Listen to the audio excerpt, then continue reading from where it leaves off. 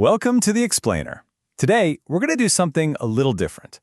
We're going to shrink ourselves down and take a trip inside the hidden arteries of our world, the pipes and ducts that are all around us, to see how we move heat from one place to another. You ever wonder how your car's radiator actually keeps the engine from melting down?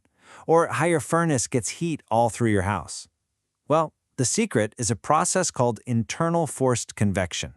It's really just about pushing a fluid, like water or air, through a tube to carry energy. Now, you got to understand, there's a huge difference between flow over a surface, like wind over an airplane wing, and flow inside a pipe. We're zeroing in on internal flow, where the fluid is totally surrounded by the walls of a duct. And that single fact, that confinement, well, it changes absolutely everything. To really get this, let's imagine we're following just one little particle of fluid. Its mission, if you will, is simple. Grab heat from a hot spot in a pipe and carry it away.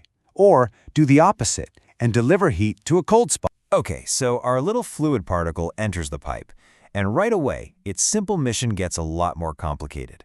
It's not just cruising along at one steady speed anymore. The very first obstacle it hits is something called the no-slip condition. It's a fundamental rule of physics. Basically, because of friction, any particle of fluid that's touching the pipe wall grinds to a complete halt. It creates this kind of microscopic traffic jam right at the edges, which then slows down all the neighboring layers of fluid too. So this effect creates what's called a boundary layer, this slow-moving zone that gets thicker and thicker as the fluid moves down the pipe. But here's the cool part. Since the total amount of fluid moving through has to stay the same, the fluid in the very center has to speed up to make up for the slow stuff at the edges. Eventually, that slow boundary layer grows to fill the entire pipe, the speed across the pipe stabilizes, and we say the flow is now fully developed. And at this point, our fluid reaches a massive fork in the road. It has to choose a path to take. And believe me, this decision has huge consequences for its heat-carrying mission. So what are the choices? Is the flow going to be laminar, where all the fluid particles move in these nice, smooth, orderly layers, like lanes of traffic on a highway? Or is it going to be turbulent, a total mess of chaos with swirls and eddies where all the particles are mixing together like crazy from one side of the pipe to the other? So who's the judge that decides the flow's fate? It all comes down to one single, incredibly powerful number, the Reynolds number. You can think of it like a tug-of-war. On one side, you have inertia, the fluid's tendency to just keep moving forward. And on the other side, you have viscosity, the fluid's own internal friction that's trying to slow everything down. The Reynolds number tells you who's winning that fight. And for engineers, the cutoff points are pretty clear. If the Reynolds number is below about 2300, the flow is going to stay smooth and laminar. But if you push it past 10,000, it's pretty much guaranteed to become fully turbulent. And that zone in between, that's the transitional zone, and it's super unpredictable. The flow can literally flip-flop back and forth between the two.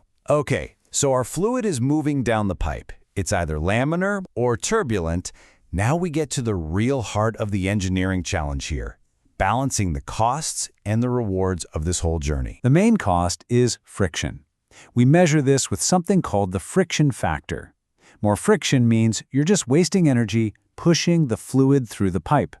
And that means you need a more powerful, more expensive pump and a higher energy bill to keep things moving. And the reward? We measure that with the Nusselt number. It's basically a score that tells us how good of a job the fluid is doing at grabbing heat from the pipe wall. A high Nusselt number means our fluid is absolutely acing its mission. And this, right here, is the crucial trade-off. Laminar flow, it's got low friction, so it's cheap to pump. But since the fluid layers don't mix, it's terrible at transferring heat. A low reward. Turbulent flow, on the other hand, with all that chaotic mixing, is amazing at transferring heat, a super high reward. But all that chaos creates a ton of friction, which means it costs a lot more to pump. So far, we've been talking about a perfect, smooth, straight pipe. But you and I both know the real world is, well, a lot messier. So let's see what happens when things get complicated. As the source material for this explainer points out, those perfect theoretical calculations have their limits. In the real world, being off by 10% or even more isn't a surprise. It's actually pretty normal. and good engineers have to plan for that. So what causes all these problems? Well, look around you. The surface of a pipe isn't perfectly smooth. It's got microscopic roughness that trips up the flow. A lot of ducts aren't even round. Think about the rectangular HVAC vents in an office. And then you've got every single bend, every valve, every fitting. Each one adds more chaos and eats up more energy. And on top of all those physical headaches, there's a really tricky math problem.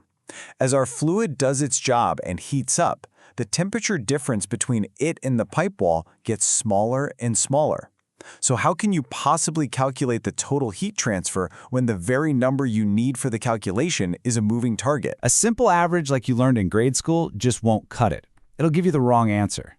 So engineers came up with a much more clever tool, the log mean temperature difference, or LMTD for short.